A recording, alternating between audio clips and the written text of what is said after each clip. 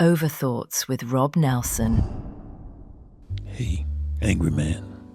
Yeah, you. You ever stop just for a second and think about the kind of ripple effect you could have on the world if you weren't so damn committed to being hard all the time? I mean, really think about it.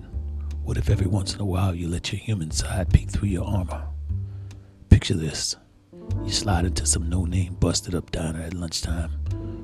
Then here comes some young waitress, bright smile, sharp wit, giving you 5-star service at a 2-star joint.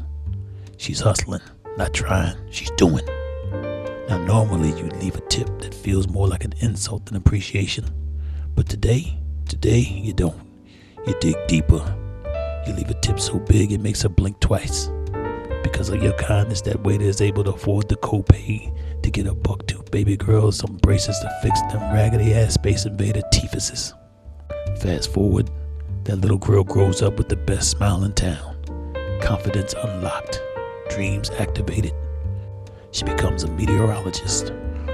One day she's on TV calm as hell, warning folks about a Category 5 hurricane headed straight for your city. A full week in advance. And because of that, you pack up your shit, you escape.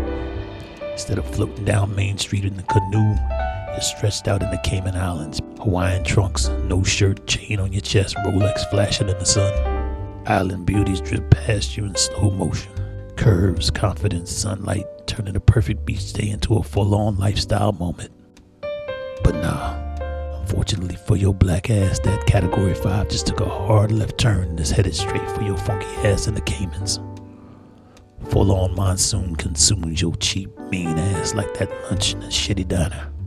I guess you should have been Mr. Nice Nigga way sooner than later. OverThoughts with Rob Nelson.